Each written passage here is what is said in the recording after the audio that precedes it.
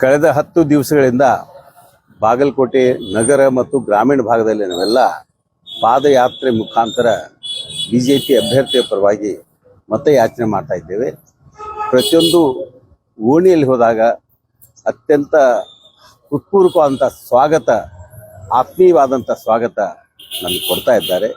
ಭಾರತೀಯ ಜನತಾ ಪಾರ್ಟಿಗೆ ನಾವು ನಿಶ್ಚಿತವಾಗಿ ಈ ಸಾರಿ ಮತ ಹಾಕ್ತೀವಿ ಅನ್ನುವಂಥ ಭರವಸೆ ಮತದಾರ ಕೊಡುವಂಥದ್ದು ನೋಡಿದಾಗ ನಿಶ್ಚಿತವಾಗಿ ಈ ಸಾರಿ ಗೆಲುವು ನಮ್ಮದೇ. 25,000ಗಿಂತ ಹೆಚ್ಚಿನ ಮತಗಳ ಅಂತರದಿಂದ ಗೆಲುವು ಶತಸಿದ್ಧ ಅನ್ನುವಂಥ ವಿಚಾರ ತಮಗೆ ಹೇಳಲಿಕ್ಕೆ ಇಚ್ಛೆ ಪಡ್ತಾರೆ. ಕಳೆದ 10 ದಿವಸಗಳಿಂದ ಬಾಗಲಕೋಟೆ ನಗರ ಮತ್ತು ಗ್ರಾಮೀಣ ಭಾಗದಲ್ಲಿ ನಾವೆಲ್ಲ ಪಾದಯಾತ್ರೆ ಮುಖಾಂತರ ಬಿಜೆಪಿ ಅಭ್ಯರ್ಥಿಯ ಪರವಾಗಿ ಮತಯಾಚನೆ ಮಾಡ್ತಾ ಇದ್ದೇವೆ. ಪ್ರತಿಯೊಂದು ಓಣಿಯಲ್ಲಿ ಹೋದಾಗ ಅತ್ಯಂತ ಹೃತ್ಪೂರ್ವಕವಾದಂಥ ಸ್ವಾಗತ, ಆತ್ಮೀಯವಾದಂಥ ಸ್ವಾಗತ ನಮಗೆ ಕೊಡ್ತಾ ಇದ್ದಾರೆ. ಭಾರತೀಯ ಜನತಾ ಪಾರ್ಟಿಗೆ ನಾವು ನಿಶ್ಚಿತವಾಗಿ ಈ ಸಾರಿ ಮತ ಹಾಕ್ತೀವಿ ಅನ್ನುವಂಥ ಭರವಸೆ ಮತದಾರ ಕೊಡುವಂಥದ್ದು ನೋಡಿದಾಗ ನಿಶ್ಚಿತವಾಗಿ ಈ ಸಾರಿ ಗೆಲುವು ನಮ್ಮದೇ.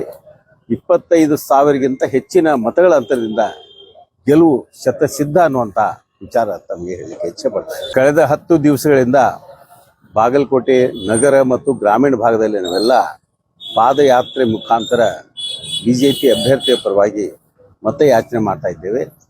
ಪ್ರತಿಯೊಂದು ಓಣಿಯಲ್ಲಿ ಹೋದಾಗ ಅತ್ಯಂತ ಹೃತ್ಪೂರ್ವಕವಾದಂಥ ಸ್ವಾಗತ, ಆತ್ಮೀಯವಾದಂಥ ಸ್ವಾಗತ ನಮಗೆ ಕೊಡ್ತಾ ಇದ್ದಾರೆ. ಭಾರತೀಯ ಜನತಾ ಪಾರ್ಟಿಗೆ ನಾವು ನಿಶ್ಚಿತವಾಗಿ ಈ ಸಾರಿ ಮತ ಹಾಕ್ತೀವಿ ಅನ್ನುವಂಥ ಭರವಸೆ ಮತದಾರ ಕೊಡುವಂಥದ್ದು ನೋಡಿದಾಗ ನಿಶ್ಚಿತವಾಗಿ ಈ ಸಾರಿ ಗೆಲುವು ನಮ್ಮದೇ.